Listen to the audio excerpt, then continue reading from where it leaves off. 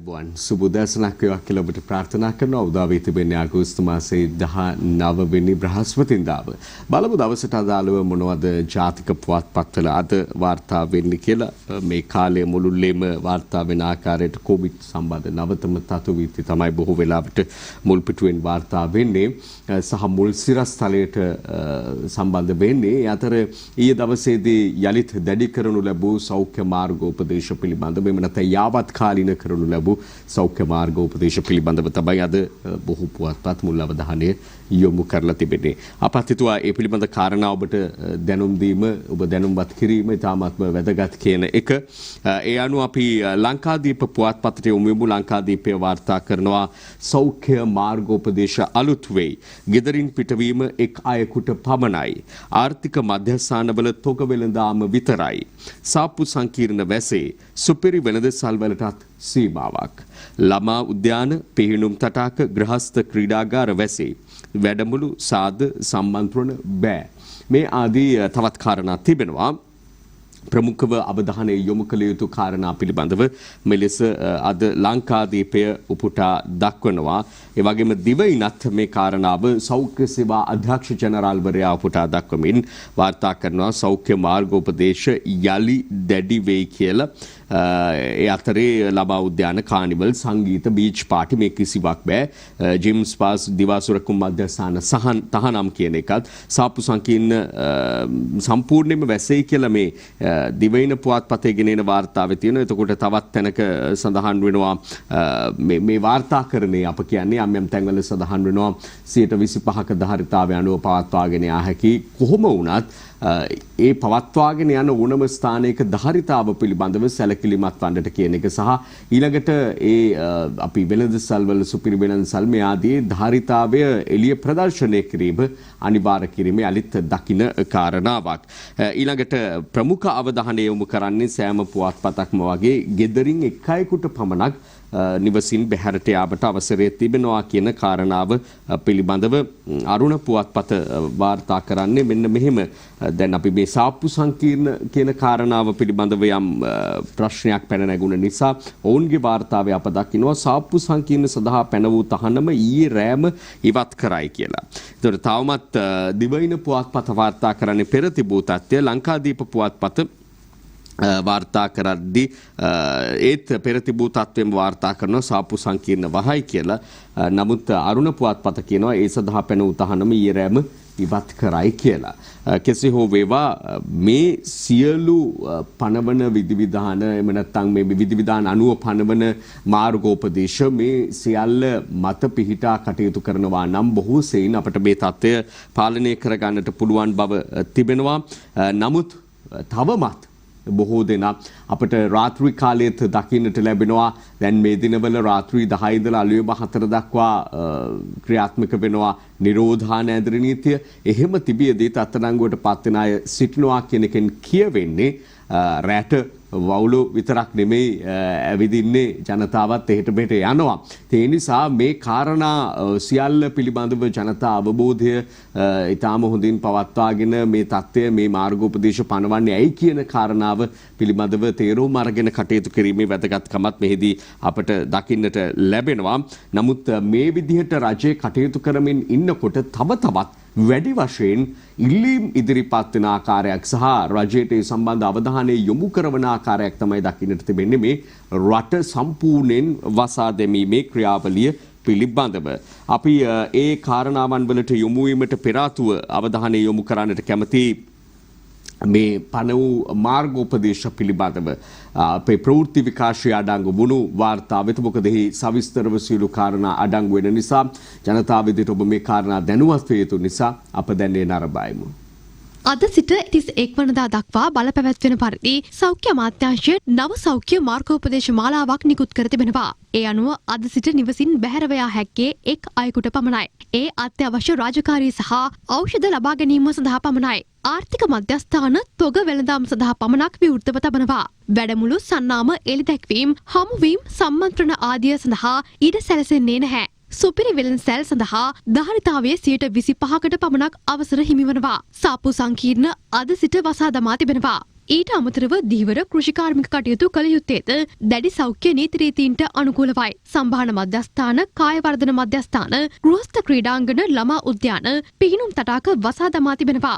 ආගමික ස්ථානවල ජනතාවට ඒකරාශී වීමට අවස්ථාව නොලැබෙන අතර කිසිදු සාධයකට අවසර හිමිවන්නේ නැහැ. යතරේ අපට දකින්නට පුළුවන්කම තිබෙනවා ජනාධිපතිවරයා උපුටා දක්වමින් අද අරුණ පුවත්පත වාර්තා කරනවා රට වැහුවොත් ආර්ථිකය වැටෙනවා. ජනපති කැබිනටුවට කියයි කියලා කෙරෙන වාර්තාවක් අපට දකින්නට තියෙනවා.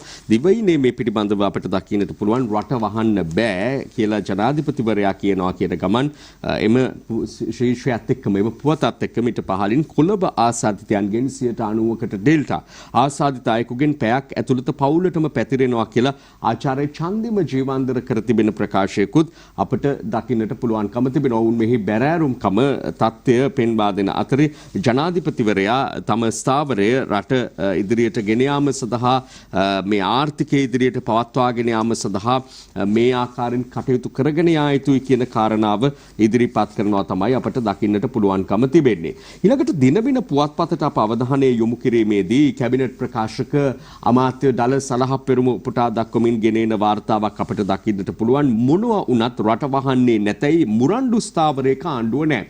රට වහන්නේ නැහැ කියන කතාව ජනාධිපතිවරයා ප්‍රකාශ කරද්දී එය ආණ්ඩුවේ මුරණ්ඩු පිළිවෙතක් විදිහට අර්ථකථනය වෙද්දී දල සලහප්පෙරුම කැබිනට් ප්‍රකාශක අමාත්‍යවරයා කියනවා මෙහෙම මුරණ්ඩු පිළිවෙතක් නෙමෙයි මේ අනුගමනය කරමින් ඉන්නේ. රටේ ඉදිරිය ගැන ආර්ථිකය ගැන හිතලා සාමාන්‍ය එදා වේලා හම්බ කරගන්න ජනතාව ගැන හිතලා වැඩි හරියක් ඒ ජනතාව ඉන්න නිසා තවදුරටත් මේ ආකාරයෙන් මාර්ගෝපදේශ දැඩි කරමින් සෞඛ්‍ය නීති රීති පනවමින් ඉදිරියට උත්සාහ කරන බව තමයි දල සලහප්පෙරුම අමාත්‍යවරයා කියන්නේ. මේ අතර මේ දිනමිනත් අලුත් වෙච්ච කොවිඩ් මාර්ගෝපදේශ පිළිබඳව පළ කරනවා. ඒ අතර මේ දල සලහප්පෙරුම අමාත්‍යවරයා උපුටා දක්වමින් තවත් වාර්තාවක් අද අපට දකින්නට ලැබුණා අරුණ පුවත්පතේ. එහි සඳහන් වෙන්නේ මහේස්ත්‍රාත්වරුන්ට බලපෑම් කළයි කී අනුරගේ ප්‍රකාශය ගැන සොයා බැලීම කතානායක සහ අගවිනිසුරුවගේ වගකීමක් කැමති ඩලස් කියයි කියලා. මේ Taman අධිකරණයට බලපෑම් කළා කියලා යම් චෝදනාවක් ජනතා විමුක්ති පෙරමුණු නායක අනුර කුමාර දිසානායක නගා තිබෙනවා. ඒ පිළිබඳව සොයා බැලීම කතානායකවරයාගේ සහ අගවිනිසුරුගේ වගකීමක් සහ Taman මේ කාරණාව ඇසූ දුටු පමණින් වික්ෂිප්ත වුණා කියලා තමයි ඩලස් සලහප්පෙරුම අමාත්‍යවරයා කියන්නේ. මේකත් ඒ වගේම විශේෂයෙන් කැබිනට් තියෙන දැනුම් දීමේ මාධ්‍ය හමුවේදී අමාත්‍යවරයා දැක්වූ අදහස් ඇතුළත් ප්‍රවෘත්ති වාර්තාව අප සතුව තිබෙනවා. අප දැන් එය නරඹායිමු.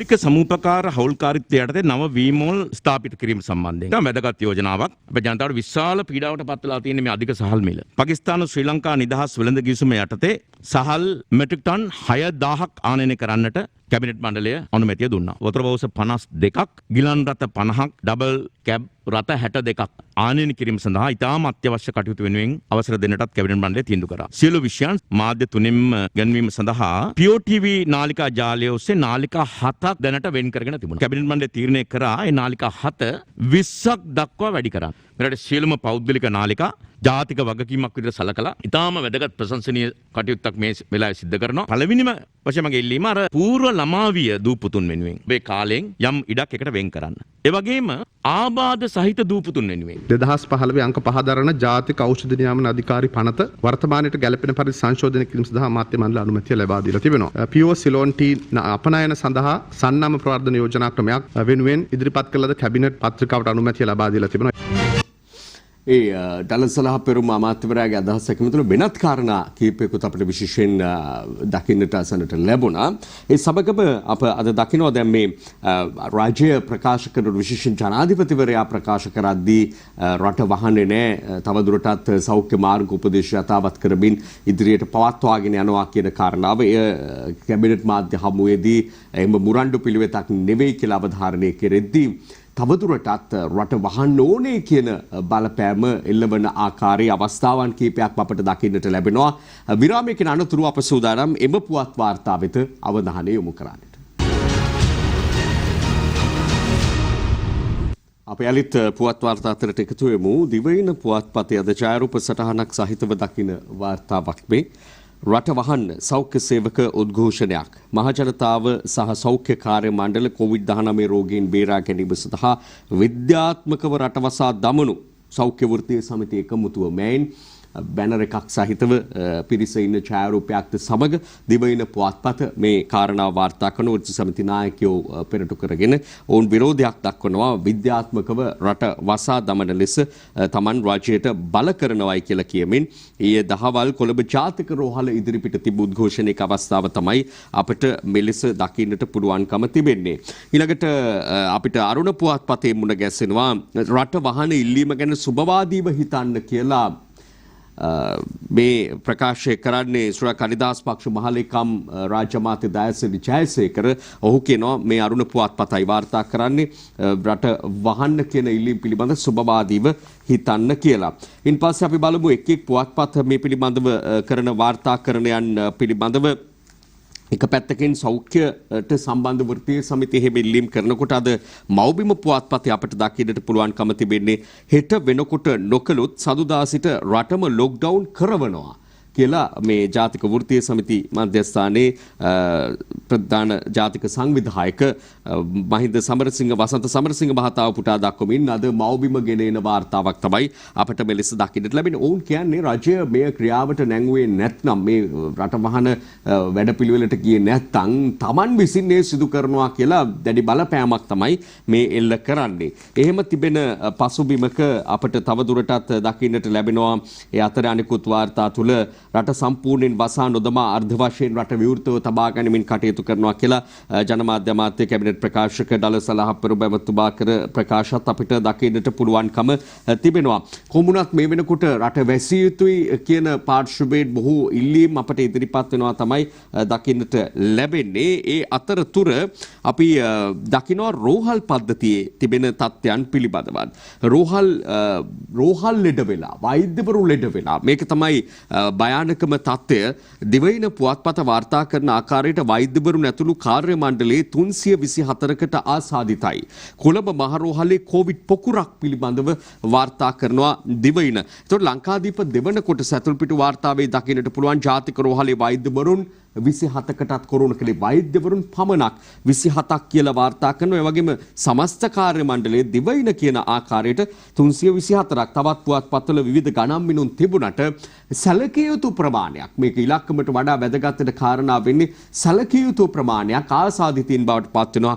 කොළඹ ජාතික රෝහලේ පමණක් නෙවෙයි බොහෝ රෝහල් වල තත්ත්වය එලෙස වෙද්දී හෝමාගම රෝහලේ 26කට කොවිඩ් වෛද්‍යවරු 8ක් ඒ අතර කියලත් අද අපිට දකින්නට පුළුවන් මව්බිම ප්‍රධාන සිරස්තලයක් විදිහට වාර්තා කරනවා. හෝමාගම රෝහලේ වෛද්‍යවරු 8ක් ඇතුළු කාර්ය මණ්ඩලයේ 26ක ආසාදිතයි. රාගම රෝහලේ වෛද්‍යවරයෙක් මරුට පිළියන්දල MOH කොවිඩ් මේ ආදී වශයෙන් දකින්නට පුළුවන්කම තිබෙනවා. ඒ අනුව දිවයින පුවත්පතෙත් අප දැක්ක තවත් පත්තරවලත් ඔහු පිළිබඳව වාර්තා පළ වී තිබෙනවා. ආසාදනයේ වී දින 4යි රාගම දොස්තර කොවිඩ්ට බිලි කියලා. අපට අනිකුත් රටවලත් බොහෝ දියුණුවයි කියලා අප අදහස් කරන ඇතැම් රටවලත් දකින්නට ලැබිච්ච තත්ත්වය ක්‍රමක්‍රමයෙන් අපේ රටේ දකින්නට පුළුවන්කම ලැබීම අවාසනාවන්ත තත්ත්වයක්. මොකද සෞඛ්‍ය කාර්ය මණ්ඩල මේ ආසාදනයට ගොදුරු වෙනවා කියලා කියන්නේ ඒ තුල සම්පූර්ණයෙන්ම මේ ක්‍රියාවලිය අඩපණ වෙන්නට හේතු කාරණා යෙදෙනවා. ඒ නිසා අප හැම විටම ප්‍රාර්ථනා කරන්නේ මේ රටේ ජනතාව සුවපත් කරන්නට සුව විරුවන් විදියට දිවාරයන් නොබලා තමන්ගේ ජීවිත අවදානම ගැන නොහිත තම ආදරණීය පවුලේ සමාජිකයින්ගේ ආරක්ෂාව පසක තියලා ඇවිල්ලා සේවය කරන ඔවුන්ගේ ආරක්ෂාව සැලසේවා කියන එකයි. සහ මෙවැනි තත්ත්වයක ඔවුන් කෙතරම් ආරක්ෂිතව කටයුතු කරත් ආසාදිතයින් එක්ක සම්බන්ධ වීම ගැටීම මේ ආදී කාරණා එක්ක ඔවුන් ආසාදිතින් වීම වළක්වා ගැනීමත් ඉතාම දුෂ්කර කාර්යයක් බවට පත් වෙලා තිබෙනවා. අප ඊළඟට දකින්න තවත් කාරණාවක් තිබෙනවා. ඒ මව්බිම පුවත්පත වාර්තා කරන ප්‍රධාන සිරස්තලයක් කොවිඩ් නියුමෝනියා එන්නත් හිගයක්. හෘද වකුගඩු රෝග හා ප්‍රතිජීවක ඇතුළු තවත් ඖෂධ වර්ග 40ක් නෑ කියලා තමයි මව්බිම පුවත්පත වාර්තා කරන්නේ. රටේ ජනතාවගෙනුත් සමහර අවස්ථාවල අපට දකින්නට ලැබිලා තිනවා මේ දිනවල යම් යම් ඖෂධවල හිගතාවයන් පිළිබඳව යම් සටහන් තැබීම් අදහස් දැක්වීම මේ ආදිය. මේවා අත්‍යවශ්‍යම ඖෂධ බවට තමයි සැලකෙන්නේ. අපි මේ කාරණාව පත්තරෙන් මේ විදිහට දකිනවා වගේම දැන් යොමුවන්නට බලාපොරොත්තු වෙනවා. මේ කොවිඩ් නියුමෝනියා තත්ත්වෙන් තමයි වැඩිම රෝගීන් මිය යාම සිදු වෙන්නේ. මේ ආදී කාරණා ඇතුළත් රජයේ වෛද්‍ය නිලධාරීන්ගේ සංගමේ අදහස් දැක්වීමක් අපේ ප්‍රවෘත්ති විකාශය අඩංගුව තිබෙනවා. අප දැන් සූදානම් වෙන්නේ එය ඔබ වෙත ඉදිරිපත් කරන්න. මේ වෙනකොට සිදුවෙන මරණ සංඛ්‍යාව කොවිඩ් නියුමෝනියා තත්ත්වයෙන් සිදුවෙන මරණ සංඛ්‍යාව තමයි අපි ඉදිරිපත් කරන්නේ. නැත්නම් අපේ සෞඛ්‍ය අංශ වලට ලබා දෙන්නේ. කොවිඩ් එක්ක ඇතුළ වෙලා තියෙන සියලුම මරණ සංඛ්‍යාව ගත්තොත් මීට වැඩිය ඉහළ යන්න පුළුවන්.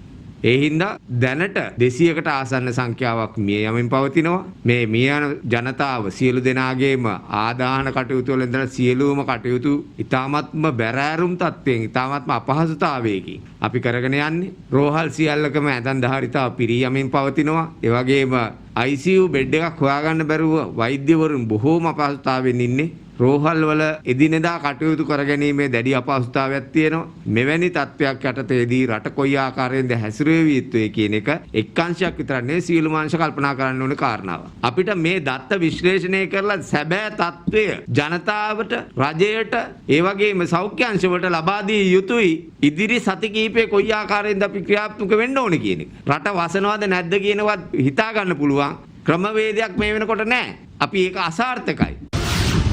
කොවිඩ් රෝගීන් පවා වර්ගීකරණය කරන්න වැඩි අවධානයක් යොමු කළ යුතු රෝගීන්, ක්‍රිටිකල් රෝගීන් කෙලින්ම ඒ ප්‍රධාන රෝහලට ඇතුල් කරන්න, දෙවනුව ඉන්න කොටස ස්ටෙප් ඩවුන් හොස්පිටල්ස් වල මැනේජ් කරන්න, ඉතාමත්ම මද රෝගී ලක්ෂණ පෙන්වන රෝගීන් නිවෙස් තුල තබා ප්‍රතිකාර කරන්නයි කියලා තමයි ක්‍රමවේදය ඇති කරලා තියෙන්නේ. කිසිම රෝගියෙක්ව අතහැරලා දාන්න කටයුතු කරේ නැහැ. ඔවුන්ව වෛද්‍ය අධීක්ෂණයක් යටතේ තමයි මේ දුරකථන මාර්ගයෙන් සම්බන්ධ වෙමින් රඳවා ගන්න කටයුතු කළේ. ඩවුන්ලෝඩ් කරගන්න පුළුවන් ඇප් එකක් තියෙනවා.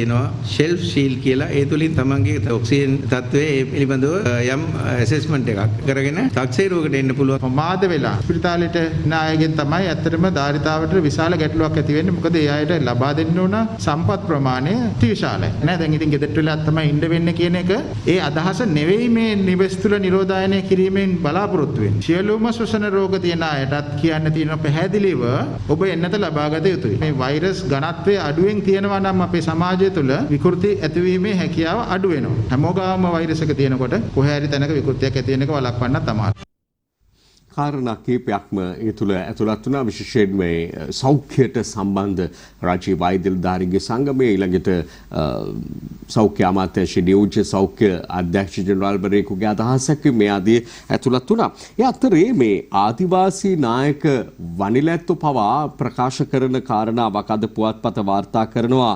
රට වසා දමන ලෙස වෛද්‍යවරු කියනවා නම් රජය විසින් සිදු කළ යුතුයි කියලා ආදිවාසී නායක උරුවර්ගේ වනිලැත්තන් උපුටා දක්වමින් අද වාර්තා කරනවා. මේ දිනවල පැවැත්වෙන කන්දුරට දළදා පෙරහැර මංගල්‍යයේ සාම්ප්‍රදායිකව කරගෙන එන මීපැණි පූජාවට සහභාගී වෙමින් ආදිවාසී නායකයන්තු මෙලෙස ප්‍රකාශ කළා තියෙනවා. දකින්නට පුළුවන්කම තිබෙනවා.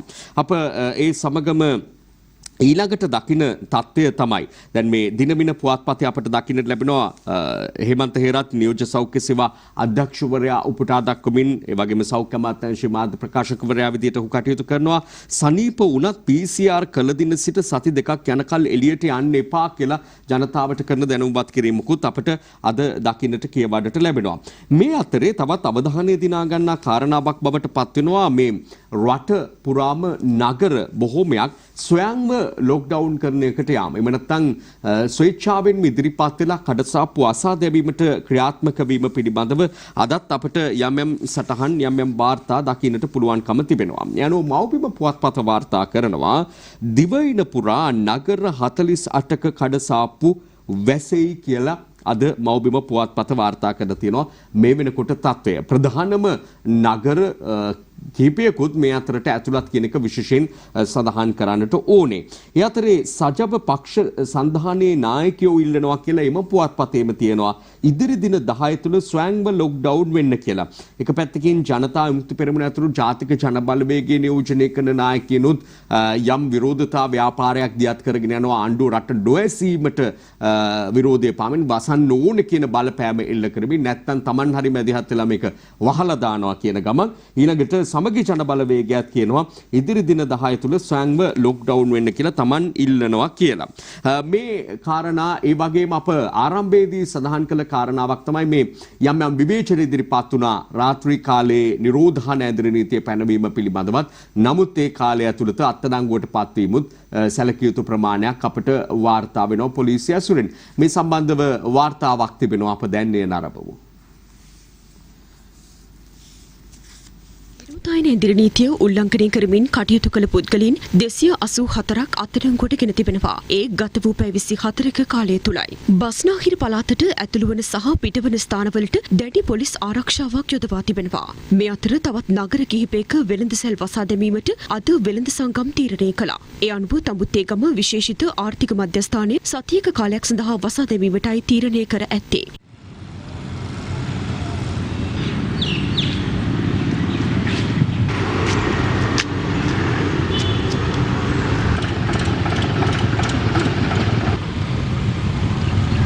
එමෙන්ම හැටන් නගරයේ වෙළඳසැල්ද හෙට සිට 26 වනදා දක්වා වසා දැමීමට තීරණය කර තිබෙනවා. තංගල්ල නගරයේ වෙළඳසැල්ද අද සිට වසා දැමීමට වෙළඳ සංගම් තීරණය කරනු ලැබුවා.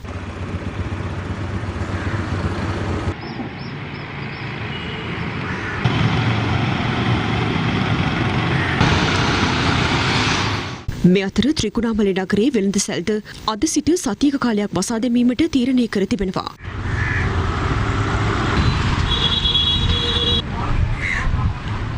තොග මත්ස්‍ය වෙළඳ මධ්‍යස්ථානයේද වසා දමා ඇති බවයි අප වාර්තාකරු ප්‍රකාශ කළේ. පවතින කොරෝනා අවදානම සැලකිල්ලට ගනිමින් නගර රැසක වෙළඳසැල් වසා දැමීමට වෙළඳ සංගම් ඊයේ දිනත් කටයුතු කළා.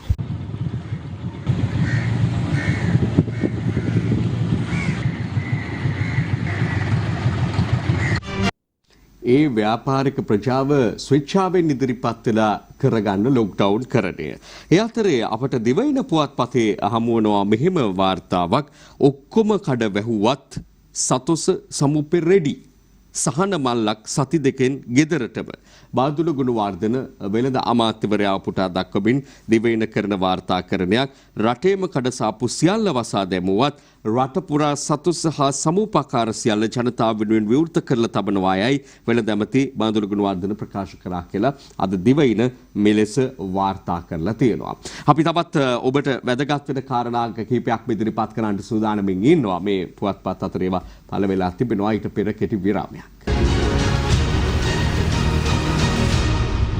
අපි අනිත් පුවත් වාර්තාවලට අවධානය යොමු කරමු. ඒ අතරේ අරුණ පුවත්පත අපට ගෙනෙන වාර්තා අතර දකින්නට පුළුවන් ස්පුට්නික් එකක් ගත්තත් ප්‍රතිශක්තිය ඉහළයි. ආචාර්ය චන්දිම ජීවන්දර කරන ප්‍රකාශයක් තමයි මෙලෙස අරුණ වාර්තා කරන්නේ. මේ පිළිබඳව තවත් වාර්තා මුණ ගැසුණා. ඔහු කර තිබෙන මේ ප්‍රකාශය ගැන දිනමින මෙලෙස සටහන් තබනවා. ස්පුට්නික් V පළමු මාත්‍රාවෙන්ම 87.7% ප්‍රතිශක්තියක් ගොඩනැගිලා වෛද්‍ය චන්දිම ජීවන්දර. ඒ නිසා මේ ස්පුට්නික් එන්නත ගත්තු අයට එහෙම ඒ පිළිබඳව දැඩි විශ්වාසයක් ඇතිවනවා. නමුත් එන්නත ගත් පමණින් අධිවිශ්වාසයක් ඇති කර ගැනීම කිසිසේත් නොකළ යුත්තක් නොවිය යුත්තක් කියන එකත් සෞඛ්‍යංශ පෙන්වා දෙන කාරණාවක්. මොකද ඒ තුල පිහිටා ඇතැම් අය බොහොම නිදහසේ කටයුතු කරන්නට අධිවිශ්වාසයකින් කටයුතු කරන්නට පෙළඹෙන බවත් දකින්නට තිබෙන නිසා. ඊළඟට අපි අවධානය යොමු කරමු මෙතෙක් උපුටා නොගත් යම් කාරණාවන් වෙත. ඒ අනුව අද පුවත්පතට අප අවධානය දෙද්දී දකින්නට පුළුවන්කම තිබෙනවා කොවිඩ් රෝගීන් 2000ක් සම්බන්ධ කර ගැනීමට බැහැ. 1000කට අධික පිරිසක් වැරදි දුරකථන අංක ලබා දීලා. දැන් මේ වෙනකොට අපට අගක් මුලක් හොයාගන්න බැරි ආසාදිතයෝ බිහිවීමක් මේ රටේ දකින්නට පුළුවන්කම තිබෙනවා. ඒ අනුව නිවෙස්ගතව ප්‍රතිකාර ලබනවා විශාල සංඛ්‍යාවක්. මේ කොවිඩ් රෝගීන්ගෙන් 2000ක් සම්බන්ධ කරගන්නට නොහැකියාවක් මතුවලා තියෙනවා කියලා වාර්තා වෙනවා. ඒ වගේම 1000කට වැඩි පිරිසක ලබා දීලා තියෙන තොරතුරු මේ වැරදි නිසා දෝෂ නිසා විශේෂයෙන් දුරකථන අංක දෝෂ තිබෙන නිසා සම්බන්ධ කරගන්න බැරි වීම.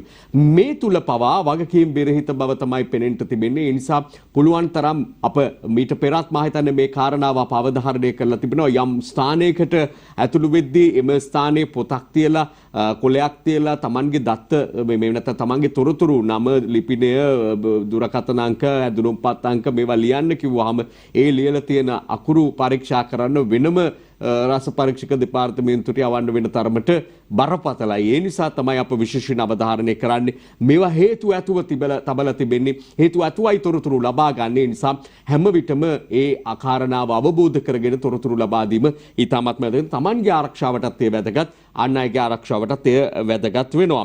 ඒ අතර දැන් මේ රෝගීන්ව සම්බන්ධ කරගන්න සෞඛ්‍යාංශ වලට නොහැකි වීම වගේම රෝගීන්ට PHI මහත්තයා සම්බන්ධ කරගන්න ගියාමත් ගැටලු දැන් මතුවෙමින් තිබෙනවා ඇතැම් ප්‍රදේශවල ඒ තරමට ආසාදිතයෝ බිහිවීම වැඩිවීමත් එක්ක ඇතැම් ප්‍රදේශවල මේ කාර්ය කටයුතු කරගෙන යාම කළමනාකරණය කර ගැනීම උන්ටත් අසීරු කටයුත්තක් බවට පත් වෙලා තිබෙනවා. ඊළඟට කොවිඩ් නිවැරදි දත්ත නොතිබුණොත් කිසියම් වූ මොහොතකය පුපුරා යනවා. සෞඛ්‍ය අමාත්‍යාංශයේ නියෝජ්‍ය අධ්‍යක්ෂ ජනරාල්වරයා උපුටා දක්වමින් අද පුවත්පත වාර්තා කරනවා. තවමත් කතාබහට ලක් වෙනවා මේ කොවිඩ් දත්තවල නිර්වද්‍ය භාවය පිළිබඳව දෝෂ සහගත බව පිළිබඳව කාරණා පහුගිය දවස්වල ලිදැක්ුණා. මේ තිබෙන බරපතලම කාරණා වෙන්නේ ඒ මත පිහිටා තීරණ ගත්තොත් තීන්දුව ගත්තොත් ඒවා වැරදි තීන්දුව බවට පත් වෙන්නට පුළුවන් නිසායි. ඊළඟට අප මෙතෙක් උපුටා නොගත් කාරණා තව කීපයක් තිබෙනවා. බුදු පිළිම කැඩීම ගැන තොරතුරු කී තස්ලින්ට රජයෙන් ලක්ෂ 25ක් ඔබට මේ සිද්ධිය මතක ඇති කියලා හිතනවා. මාවනැල්ල බුදු පිළිම වලට හානි කිරීමේ සිද්ධිය පිළිබඳව ඒ අනුව මේ සහරාන්ලාගේ කල්ලිය මේ සිදු කළ බවට තොරතුරු ලබා දීපු ඔහු පස්සේ ඔවුන්ගේ උදහසට ලක් වුණා. ඒ නිසා අද ඔහු ආබාධිතයෙකු විදියට තමයි රෝදපුටුවක ජීවිතය ගෙවන්න සිද්ධ වෙලා තියෙන්නේ මේ තස්ලින් කියන තරුණයාට. ඔහුට රජයෙන් රුපියල් ලක්ෂ 25ක මුදලක් ලබා දීම මහජන ආරක්ෂාව පිළිබඳව අමාත්‍යවරයා විසින් සිදු කළ අවස්ථාව තමයි අද පුවත්පත මෙලෙස ඡායාරූප සටහනක් සහිතව වාර්තා කරන්නේ. ඒ වගේම ඇතුල්පිටු වාර්තාවක තිබුණා සරත් වීරසේකර මහජන ආරක්ෂක අමාත්‍යවරයා ප්‍රකාශ කරනවා පාස්කු ප්‍රහාරය පිළිබඳව විපක්ෂය තොරතුරු විමසීම කරුණු විමසීම හාස්‍යයට කාරණාවක් කියලා තමයි ඔහු ප්‍රකාශ කරන්නේ. මොකද ඔවුන්ගේ පාලනය තුළ මේ සිදුවීමත් එක්ක සහල් මෙට්‍රික් ටොන් 6000ක් ආනයනයට අනුමැති හිමිවීම පිළිබඳවත් අද පුවත්පත ගෙනෙන වාර්තා අතර අපට දකින්නට පුළුවන්කම තිබෙනවා. ඒ වගේම සයිනෝෆාර්ම් මාත්‍රා මිලියන 9ක් ෆයිසර් මාත්‍රා මිලියන 14ක් පිළදී ගැනීමට කැබිනට් අනුමැති හිමිවීම පිළිබඳවත් එම පුවත්පත වාර්තා කරනවා. කෙසේ වෙතත් සයිනෝෆාර්ම් පිළිබඳව සඳහන් කරද්දී දිගින් දිගටම අපේ රටට පහුගිය කාලය මුළුල්ලේම ලැබෙමින් තිබුණේ සයිනෝෆාර්ම්. නමුත් මේ දිනවල යම් ප්‍රමාදයක් සිදුවිය හැකි බවට හඳුනාගෙන තිබෙනවා. මොකද චීනයේ වුහාන් වල යලිත් කොවිඩ් පැතිරීම පිළිබඳව සැකමතු වෙලා තිබෙනවා. මෙවැනි කාරණා මත චීනයෙන් ලැබෙන තොග යම් ප්‍රමාදයක් දින කීපයක ප්‍රමාදයක් සිදුවිය හැකි බවට තොරතුරු වාර්තා වෙනවා. සෑම අමාත්‍යාංශයකම කොවිඩ් මර්ධන කමිටු පිහිටුවීම පිළිබඳවත් අද පුවත්පත කරන වාර්තාකරණයන් අතරේ අපට මුණ ගැසෙනවා.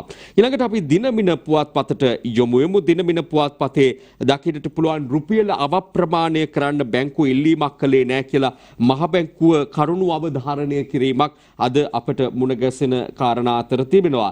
ඒ වගේම පාස්කු ඉරිදා ප්‍රහාරය පිළිබඳව රිෂාඩ් ඇතුළු සැකකරු සැප්තැම්බර් 1 වෙනිදා දක්වා යලි රිමාන්ඩ් කියලා පුවතකුත් අද දිනමින වාර්තා කරනවා. මේ පුවතම අනෙකුත් පුවත්පත් තුලත් වාර්තා කරලා තියෙනවා. අපිට දකින්නට ලැබුණා රිෂාඩ් යලි රිමාන්ඩ් කියලා අරුණත් වාර්තා කරනවා.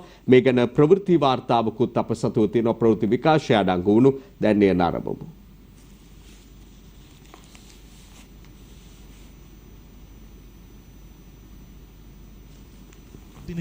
ත්‍රස්ත ප්‍රහාර සිද්ධිය සම්බන්ධයෙන් සැකපිට අත්අඩංගුවට ගෙන සිටින හිටපු අමාත්‍ය රිෂාඩ් බදියුදීන් සැප්තැම්බර් මාස 1 වෙනිදා තෙක් තවදුරටත් රක්ෂිත බන්ධනාගාරගත කරන ලෙස කොළඹ කොටුව මහේස්ත්‍රාත් අධිකරණය නියම කළා. මෙම පැමිණිල්ල අද කොළඹ කොටුව මහේස්ත්‍රාත් ප්‍රියන්ත ලියනගේ මහතා ඉදිරියේ කැඳවනු ලැබුවා. එහිදී රිෂාඩ් බදියුදීන් වෙනුවෙන් පෙනී සිටි නීතිඥවරයා අධිකරණය හමුවේ ඉල්ලීමක් කරමින් තම සේවාදායකයා වෙනුවෙන් විශේෂ කරුණු දැක්වීමක් ඉදිරිපත් කිරීමට අවශ්‍යව තිබෙන නිසා මෙම නඩුව කෙටි දිනයකින් කැඳවන ලෙස ඉල්ලා සිටියා. එම ඉල්ලීම පිළිගත් අධිකරණය නඩුව නැවත ලබන 26 වෙනිදා කැඳවීමට නියම කළ අතර සැකකාර රිෂාඩ් බදියුදීන් තවදුරටත් සැප්තැම්බර් මාස 1 වෙනිදා තෙක් රක්ෂිත බන්ධනාගාර ගත කිරීමට නියෝග කළා. සැකකාර රිෂාඩ් බදියුදීන් කර්මාන්ත අමාත්‍යවරයාව සිටියදී පාස්කු ඉරුදින සිනමන් ග්‍රෑන්ඩ් හෝටලේ මරාගෙන මැරෙන බෝම්බ ප්‍රහාරයක් එල්ල කළ මොහොබඩ් ඉන්සාෆ් නැමැති මරාගෙන මැරෙන බෝම්බකරුට අයත් කොලොසස් නැමැති තඹ කර්මාන්ත ශාලාවට විශේෂ සැලකිල්ලක් දක්වා තඹ තොග ලබා දීම තුළින් ත්‍රස්ත ක්‍රියාකාරකම් වලට ආධාර අනුබල දුන්නේ යයි සැකපිට අපරාධ පරීක්ෂණ දෙපාර්තමේන්තුව මගින් ඔහුව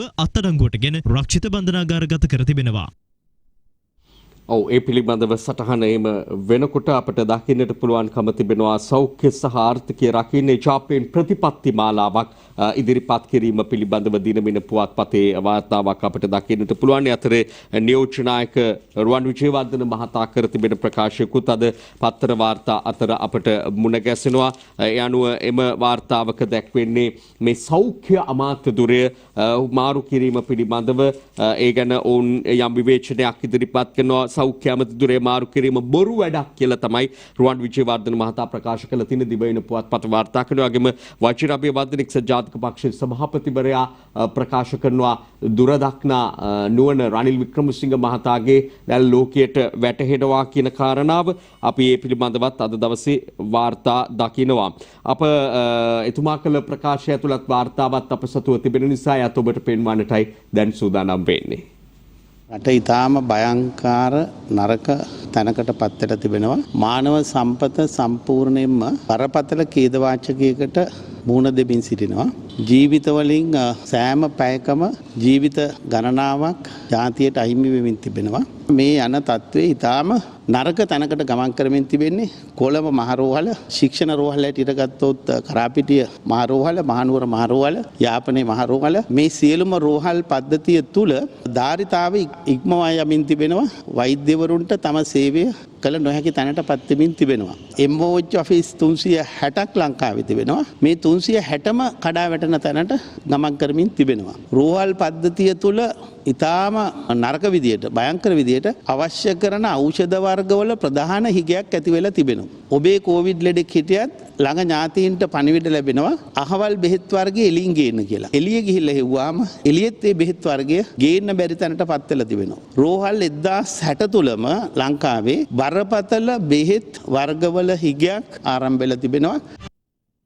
ඒ රටේ පවත්නා තත්ත්වය පිළිබඳව එක්සත් ජාතික පක්ෂයේ සභාපතිවරයා විදිහට වජිර අබේවර්ධන මහතා ඔවුන් දැනුවත් කාරණා පිළිබඳව කරන හෙළිදරව් කිරීමක් තමයි දකින්නට ලැබෙන්නේ. ගෝලීය වසංගත තත්ත්වයක පවත්නා වාතාවරණයක අපත් ජීවත් වෙද්දී රටක් විදිහට අපහසුතා අසීරුතා රැසකට මුහුණ දෙන්නට සිදු වෙලා තිබෙනවා කියන එක බොහොම පැහැදිලි කාරණාවක්. ඒ අතරේ අපට දිනමින පුවත්පත තවදුරටත් බලද්දී මෙතෙක් උපුටා නොගත් වාර්තා අතර මුණ ගැසෙනවා. ගුරු විදුහල්පති වැටුප් විෂමතා අනුකමිටු අවසන් නිගමන කඩිනමින් කැබිනට්ටුවට ඒ දවසෙත් මේ පිළිබඳව සාකච්ඡා සිදු වුණා. ගුරු සංගම් නියෝජිතින් සහ මේ අමාත්‍ය අනුකමිටුව අතර මාලසේකර මාවතේ විමල් වීරවංශ මහතාගේ නිවසේදී මේවායේ ප්‍රතිඵල ඉතාම ඉක්මනින් ඉදිරිපත් කරනවා කියලා තමයි ප්‍රසන්න රණතුංග අමාත්‍යවරයා පුටා දක්වමින් දිනමින මේ ගැන වාර්තා කරලා තියෙන්නේ. ඊළඟට තියෙනවා 13.90ට කතා කළ හැක්කේ ලියාපදිංචි වූ ආසාදිතයින්ට පමණයි කියලා දැක්වෙන වාර්තාවක්. කොවිඩ් ආසාදිතව නිවෙස්ගතව ප්‍රතිකාර ලබන රෝගීන්ට 13.90 දුරකථන අංකයට සම්බන්ධව අවශ්‍ය වෛද්‍ය උපදෙස් ගත හැකි වනුයේ සෞඛ්‍ය වෛද්‍ය නිලධාරී කාර්යාලයේ ලියාපදිංචිව සිටින පමණක් බව සෞඛ්‍ය අමාත්‍යාංශයේ තෘතීක සේවා අධ්‍යක්ෂකාව පුටා දක්වමින් අද දිනමින මෙලෙස වාර්තාවක් ගෙනෙනවා.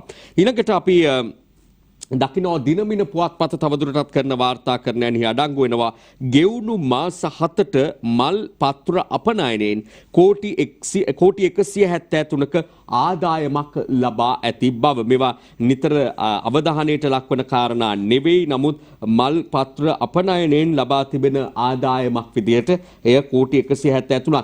අපනයන ආදායම ඉහළ නම්වා ගැනීම සඳහා රජය දැඩි ලෙස උත්සාහ කරන උත්සුක වන ආකාරයක් පෙනෙන්න තිබෙනවා. වගේම ආනයන වියදම් අඩු කිරීම සඳහාත් කටයුතු කරන අතරතුර මේ පවත්නා තත්ත්වයෙන් ගොඩ එන්න ආර්ථිකය සමබරව පවත්වාගෙන යාම සඳහා ඒ අතරේ අපි තවත් ඇතුල් පිටු වාර්තා තුල දකින කාරණාවක් තමයි ශ්‍රී ලංකා නිදහස් පක්ෂයේ මහලේකම් අමාත්‍ය දයාසිරි ජයසේකර ප්‍රකාශ කරනවා රට එක දිනක වහලා තිබ්බොත් බිලියන 1500ක අහිමිවීමක් රාජ්‍යයට සිද්ධ වෙනවා.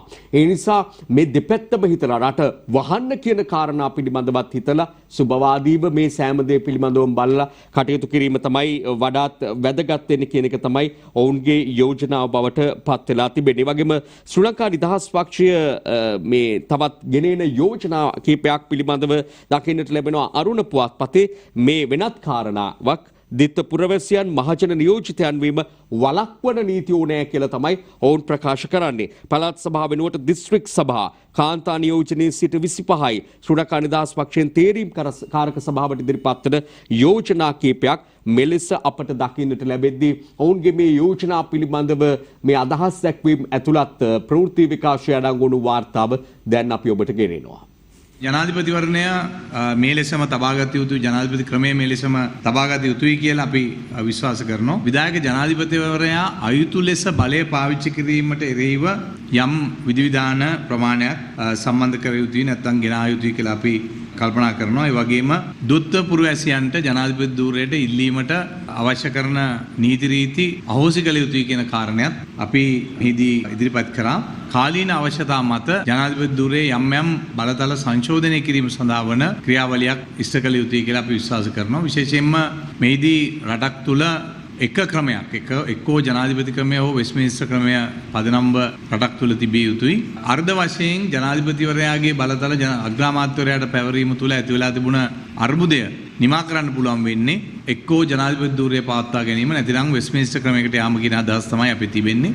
ඒ නිසා මම හිතන්නේ විධායක ජනාධිපති ධූරය සංශෝධන සහිතව ඉදිරියට ක්‍රියාත්මක කළ යුතුයි කියන යෝජනාව අපේ තිබෙනවා. ඒ වගේම පාර්ලිමේන්තු මැතිවරණය සම්බන්ධව දැනට තිබෙන ඡන්දක්‍රමය වෙනස් විය යුතුයි කියලා අපි යෝජනා කරන්නේ.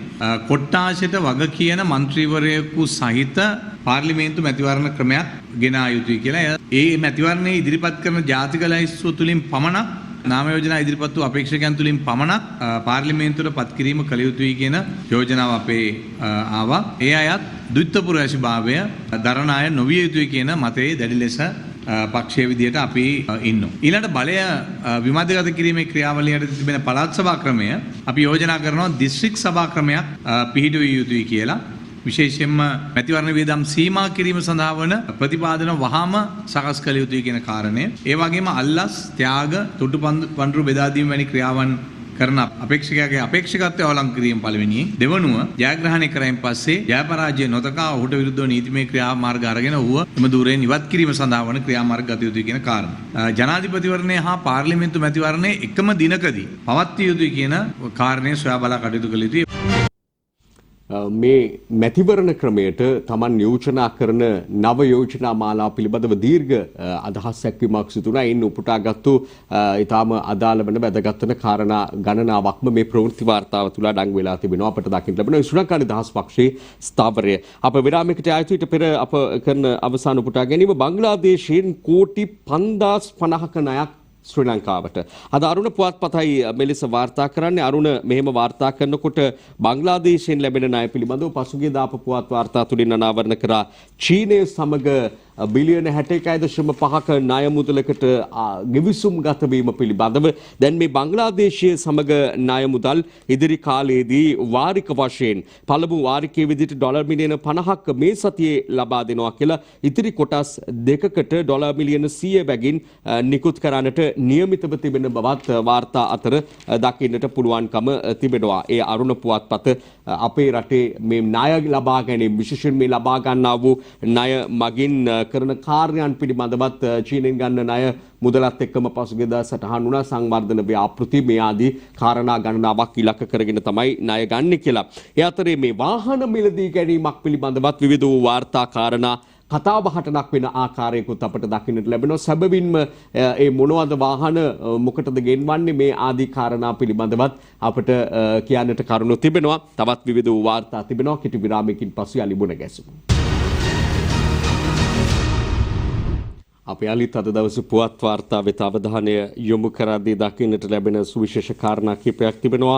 අද අරුණ පුවත්පතේ වාර්තා අතර විශේෂයෙන්ම මහනුවර පළමුවැනි රන්දෝලි පෙරහර අපට දකින්නට පුළුවන් ඊයේ වීතිසරු අවස්ථාවේ ගත්ත සුවිශේෂ ඡායාරූපයක් අපට මුණ ගැසෙන්නේ මහනුවර ඓතිහාසික ශ්‍රී දළදා මාලිගාවේ වාර්ෂික ඇසළ පෙරහර මංගල්‍යයේ පළමු රන්දෝලි පෙරහර ඊයේ වීති සංචාරකයනි මේ එහි අවස්ථාවක් විදියට අරුණ පමණක් නෙවෙයි දිනමින පුවත්පතත් වාර්තා කරන අප දැන් දකින්නේ දිනමින පුවත්පත පෙරහැර වාර්තා කළ අවස්ථාව පිළිබඳව. ඊළඟට අපි අරුණ පුවත්පතේ දකින තවත් කාරණා අතරේ නිවසේම ප්‍රතිකාර ගන්න අය බලන්න වෛද්‍යවරු 1500ක් වෙන සිරස්තලයත් එක්ක සුවිශේෂ කාරණාවක් තිබෙනවා. ඒ අනුව සෞඛ්‍ය අමාත්‍යාංශය විසින් මෙලෙස වෛද්‍යවරු 1500ක ප්‍රමාණයක් ඒ සඳහා යොදවන්න ඉදිරි සති කිහිපය ඇතුළත කටයුතු කරනවා කියලායි සඳහන් කරන්නේ. මේ නිවෙස්ගතව ප්‍රතිකාර ලබන අයගේ සෞඛ්‍ය තත්ත්වය අධීක්ෂණය කිරීම සඳහා අප මේ කොවිඩ් පිළිබඳව යම් යම් වාර්තා මේ සමග ඉදිරිපත් කරනවා. සහ අපට පෙරමුණ ගැසුණු වාර්තාවල කියන්නට සිදු වුණා, දකින්නට ලැබුණා කතරම් ප්‍රමාණයක් නිවෙස්ගතව ප්‍රතිකාර ලබනවාද, ඒ ඇතැම් අයගේ තොරතුරු පවා දැන් නොලැබෙන තත්ත්වයක් උද්ගත වෙලා තිබෙනවා. ඒ නිසා Taman පිළිබඳව මහජන සෞඛ්‍ය Taman නිවෙස්ගතව ප්‍රතිකාර ලබනවා නම් ග්‍රාම නිලධාරීවරයා, මහජන සෞඛ්‍ය පරීක්ෂකවරයා කිසිහු සම්බන්ධ කරගෙන දැනුවත් කිරීම ඉතාමත්ම වැදගත් කියන එක විශේෂයෙන්ම සඳහන් කරන්නට ඕනේ. ඒ වගේම තමයි ඔවුන්ව සම්බන්ධ කරගත හැකි දුරකථන අංක එහෙම Taman සන්තකේ තබා ගැනීමත් ඉතාමත්ම වැදගත් වෙනවා. මොකද මේ පැතිරීමේ ශීඝ්‍රතාවය අනුව අප කාටත් කොයි මොහොතේ මේ ආසාදනයේ වැළඳේවිද කියන එක තවම නිශ්චිත නැති නිසා, ඒ සැකය හැම විටම තිබෙන නිසා සූදානම්ව සිටීම වැදගත් වේවි. ඊළඟට අපිට අරුණ පුවත්පතේ මුණ ගැසෙනවා එන්නත් මිලදී ගැනීමේ සූදානම ගැන කලින් කිව්වා. තවත් වාර්තාවක් තියෙනවා. එන්නත් 2 කෝටි 30 ලක්ෂයක් පිළට ගන්න අනුමැතිය හිමි වී ඇති බව රමේෂ් පතිරණ කැබිනට් ප්‍රකාශක වරයා උපුටා දක්වමින්, අමාත්‍යවරයා උපුටා දක්වමින් අරුණ පුවත්පත අද මෙලෙස වාර්තාවක් ගෙනෙනවා. කාතන්කුඩියේ මුස්ලිම් පල්ලි 90ක් වහයි සමූහ වන්දනා අවලංගුයි කියලා සඳහන් කරන මේ වෙන විට ආගමික මධ්‍යස්ථානත් බොහෝ ඒවට ඇතුළු වීම තහනම් කරලා තිබෙනවා. සෙනග වැඩි වශයෙන් ගැවසීම තහනම් කරලා තිබෙනවා. ඒ අතරේ කාතන්කුඩි ප්‍රදේශයේ මුස්ලිම් පල්ලි 90ක් මේ විදිහට වහන්න වෙන්නේ මේ කොවිඩ් ශීඝ්‍ර ව්‍යාප්තියත් එක්ක. ඒ අතර අපිට දැනගන්න ලැබුණා කොළඹ මහපාලිය කොවිඩ් රෝගීන් සඳහා ප්‍රතිකාර මධ්‍යස්ථානයක් විදිහට පවත්වාගෙන යාම සඳහා කටයුතු කරන බව මේ ආදී වශයෙන් අපිට දකින්නට ලැබෙනවා. ඒ ආගමික නායකින්ගෙන් යම් යම් ඉල්ලීම් ඒ ආගමික පූජකවරුන්ගෙන් එහෙම නැත්නම් ඒ හා සම්බන්ධ ජනතාවගෙන් විශේෂ කණ්ඩායම් වලින් ඉදිරිපත් වෙමිනුත් තිබෙනවා. ඒ මධ්‍යස්ථාන ප්‍රතිකාර මධ්‍යස්ථාන විදිහට ලබා දීම සඳහා කටයුතු කරමු කියන යෝජනාව ඉදිරිපත් කරමින්, මොකද රෝහල් වල ධාරිතාවයන් ඉක්මවා යන බව කවුරුත් දන්නා තත්ත්වයක් මේ වෙන විට. එවැනි තත්ත්වයක් හමුවේ ඊළඟට මොනවද භාවිත කරන්න පුළුවන් කියන තැනදී මෙවැනි මධ්‍යස්ථාන ජනතාව දැන් ඇතුළත් කර නොගන්නා නොපැමිණෙන ස්ථාන බවට පත් වෙලා තිබෙනවා. එවැනි පසුබිමක ඵලදායී ලෙස කොවිඩ් මර්ධනය සඳහා යොදා ගැනීම පිළිබඳව වෙලෙස අවධානය යොමු වෙනවා. 89 ටයර් සෑය හදපු අයත් එක්ක එකතු වෙලා නන්දන කෙබර ඇද බානවා කියලා වරාය ඇමතිවරයා කර තිබෙන ප්‍රකාශයක්, රෝහිත අබේගුණවර්ධන මහතා කරන ප්‍රකාශයක්. මේ මොනවා සම්බන්ධවද කියන එක බලද්දී අරුණ පුවත්පතේ මේ වාර්තාකරණය අපට සිහිපත් කරනවා. නන්දන ගුණතිලක පානදුර නගර සභාවේ සභාපතිවරයා ප්‍රකාශ කළා මේ කොවිඩ් ආසාදිත මලසිරුරු ගොඩ ගැහිලා ඒ නිසා සමූහ වශයෙන් ටයර් දමල මේව පුළුසන්නට සිද්ධ වෙනවා කියලා. රෝහිත අබේගුණවර්ධන අමාත්‍යවරයා ඉන්පස්සේ මේ පිළිබඳව කරුණු හොයලා බලලා ඔහු කියනවා එවැනි තත්ත්වයක් උදා වෙලා නැහැ. මේ ඒ කාලේ 88 89 කාලේ ටයර් දාලා මිනිස්සු පුළුසපු අය මෙලෙස අද වැරදි මත ප්‍රකාශයට පත් කරනවා කියලා තමයි ඔහු කියන්නේ. මේ කළුතර දිස්ත්‍රික්කයේ රෝහල් කීපයකම තත්ත්වය පෙන්වා දෙමින් ඔහු එලෙස ප්‍රකාශ කරනවා අද අපට දකින්නට පුළුවන්කම තිබෙනවා. එවැයි මේ මලසිරුරු මෙලෙස මේ ටයර් දමලා සමූහ වශයෙන් පුළුසන් වෙන තරම් ගොඩගැසීමක් වෙලා නැහැ. ඇතැම් මේවා PCR පරීක්ෂණ කරලා තියෙන්නේ. කීපයක් පමණක් PCR පරීක්ෂණ කරන්න තියෙනවා කියලා තමයි අමාත්‍යවරයා නම් කියන්නේ. ඉන්පස්සේ අපි අරුණ පුවත්පතේ තවදුරටත් නැදෙද්දී දකින්නට පුළුවන් සිමෙන්ති හිඟය සමාගම්වල උප්පර වැට්ටියක් කියලා වෙළෙන්දු කරන ප්‍රකාශයක් උපුටා දක්වන වාර්තාවක්. දිවයින පුරා සිමෙන්ති හිගයක් පවතින බව ගොඩනැගිලි ද්‍රව්‍ය වෙළඳසල් හිමියෝ පවසනවා කියලා තමයි මෙහි තවදුරටත් දැක්වෙන්නේ. ඒක ඔවුන්ගේ වෙළඳ උපක්‍රමයක් විදිහට පේන්න තියෙනවා කියලා මේ විදිහට අද අරුණ පුවත්පත වාර්තා කරලා තිබෙනවා, මුණ ගැසෙනවා. ඊළඟට අපි අවධානය යොමු කරමු මව්බිම පුවත්පතට. මව්බිම පුවත්පතේ තිබෙන වාර්තා අතර මෙතෙක් උපුටා නොගත් කාරණා අතර ඉන්ධන අරපිරිමැස්මෙන් පාවිච්චි කරමු කියලා බලශක්ති අමාත්‍ය උදේ ගම්මන්පිල උපුටා දක්වමින් වාර්තාවක් තිබෙනවා. මොකද මේ විදේශ මුදල් සංචිත හිඟවීමත් එක්ක විදේශ විනිමය හිඟයත් එක්ක ඉදිරියේදී ඇතිවන අර්බුදකාරී තත්ත්වයන් පාලනය කර ගැනීම සඳහා ඉන්ධන පිරිමැස්මෙන් පාවිච්චි කරමු කියලා තමයි බලශක්ති අමාත්‍යවරයා ජනතාවට කියන්නේ. ඊළඟට අපට දකින්නට පුළුවන් රාජ්‍ය අමාත්‍යතුමිය සුදර්ශනී ප්‍රනාන්දු පුල්ලේ උපුටා දක්වමින් රෝහල් වලට උදව් කරන්න විදේශගත ශ්‍රී ලාංකිකයන්ගෙන් තමන් ඉල්ලනවා කියලා. විදේශගත ශ්‍රී ලාංකිකයොත් විදේශ රටවල මේ වෙලාවේ බොහෝ දෙනෙක් මුහුණ පාලා ඉන්නේ බොහොම අසීරු තත්යකට. ඒ රටවල වාතාවරණයන් අනුව ඒ අයත් බොහොම ගැටලුකාරී තත්ත්වයන්ට පත් වෙලා තිබෙනවා. නමුත් ඒ අතරේ යමක් කළ හැකි පිරිසකුත් ඉන්නා බව දන්නවා සහ යමක් කිරීමට උවමනාවෙන් සිටින බලාපොරොත්තුවෙන් සිටින අවස්ථාව ඉල්ලමින් සිටින පිරිසක් ඉන්නවා. Tamanගේ මව්බිමට යමක් කිරීම සඳහා එවැනි අයට අමාත්‍යවරිය වෙනස ආරාධනා කරනවා රෝහල් පද්ධතිය හොඳින් පවත්වාගෙන යාම සඳහා දිය හැකි සහයෝගය ලබා දෙන්නට කියලා. ඉන්පස්සේ අපි අවධානය යොමු කරමු අද දිවයින පුවත්පතට. දිවයිනේ මෙතෙක් උපුටා නොගත් කාරණා වෙත. ඒ අතරේ අපට මුණ ගැස්සෙනවා අලුතින් එන්නත් ගෙන්වීම පිළිබඳව අපි තොරතුරු ඉදිරිපත් කළා. සැප්තැම්බර් 30 වන විට අවුරුදු 18ට වැඩි සැමට එන්නත ලබා දී අවසන් කිරීම සෞඛ්‍ය අරමුණ රාජ්‍ය අරමුණ බව ප්‍රකාශ කරනවා අද දිවයින පුවත්පත. මේ අතරේ කොවිඩ් ආසාදනයට ලක්වුණු හිටපු අමාත්‍ය මංගල සමරවීර පිළිබඳව තත්ත්වය වාර්තා කරනවා දිවයින පුවත්පත. මංගල ටික සුව අතට කියලායි කියන්නේ. ඔහු දැඩි සත්කාරයට පවා ඇතුළු කරන්නට සිදු වුණා. දැන් ඔහුගේ තත්ත්වය හොඳ අතට හැරෙමින් තිබෙන බව. තවත් ඔක්සිජන් ලීටර 3,60,000ක් රටින් ගෙන්වයි කියලා. දැන් එන්නම රෝගීන්ට ඔක්සිජන් අවශ්‍යතාවය වැඩි වෙනකොට ඒවා ගෙන්වීමට පියවර ගන්නවා කියලා වාර්තා කරනවා. බෙහෙත් හිගයක් පිළිබඳව අපි කතා කළා වගේ බෙහෙත් ගෙන්වා ගන්න ක්‍රමය පිළිබඳවත් අද දිවයින වාර්තාවක් ගෙනෙන නිසා ඒ පිළිබඳව සටහන උපුටා ගමු. මේ පිළිබඳව ගෙදරටම බෙහෙත් ගෙන්වා ගන්න හොට්ලයින් අංක 2ක් ලබා දීලා තිබෙනවා. සිංහල භාෂාවෙන් නැමතුම් ලබා ගැනීම සඳහා 0.72 0.72 ලේසි අංකයක් 0.72 ඒ වගේම දමිළ භාෂාවෙනුත් 0.72 0.606 විදියට අංක ලබා දීලා තිබෙනවා. අප අවසන් කරන්නට තුනේ අවසාන වශයෙන් මෙන්න මේ වාර්තාවට අවධානය යොමු කරනවා ලංකාදීප පුවත්පතේ ධම්මික පැණිය කුණු ගොඩට පහුගිය කාලයේ දැඩි ආందోලනයට තුඩු දුන්නු මතභේදයට ලක්වෙච්ච ඒ වගේම පෝලිං ගණන් දහස් සංඛ්‍යාත ලක්ෂ සංඛ්‍යාත පිරිස් එක්රැස් වෙච්ච මේ කෑගලු ප්‍රදේශයෙන් ගන්න උත්සාහ කරපු පාර්ලිමේන්තුවට පවා ගිය බොහෝ දුර ගිය මේ ධම්මික පැණිය අවසාන වශයෙන් ප්‍රතික්ෂේප වීමත් එක්ක මේ ඡායාරූප සටහන කියනවා පෙන්වා දෙනවා එය වල දැමීම සඳහා රැගෙන ගිය අවස්ථාවත් වල දමන ආකාරයක් තමයි දකින්නට ලැබෙන්නේ. අවසාන වශයෙන් ඊට සම්බන්ධ කරමින් අරුණ පුවත්පතේ ඇතුල් පිටු වාර්තාවක් ඔබට ඉදිරිපත් කරන්නට කැමති. කොරෝනා වලට හැමෝටම හරියන එක ආයුර්වේද ඖෂධයක් තිබෙනවා කීම බොරුවක්. වෛද්‍ය ඩැනිස්ට එල් පෙරේරා උපුටා දක්වමින් ගෙනෙන වාර්තාවක්. එහිදී ඔහු කියන කාරණා ගණනාවක් තියෙනවා. ආයුර්වේදයේදී කරන්නේ කොවිඩ් රෝගියාගේ ප්‍රතිශක්තිය වැඩි කරන අතරේ රෝග ලක්ෂණ පාලනය කිරීම.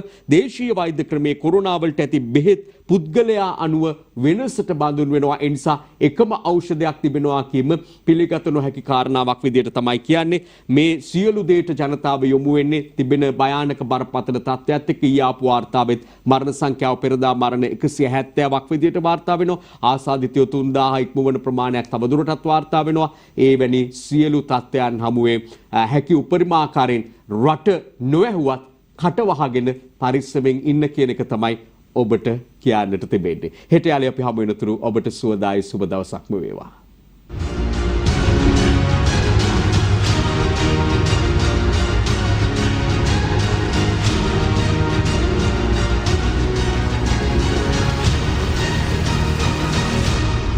දිනපතා අලුත් වීඩියෝ සහ ප්‍රවෘත්ති නැරඹීමට ඉහත බටන් එක ක්ලික් කර සියත TV සබ්ස්ක්‍රයිබ් කරන්න.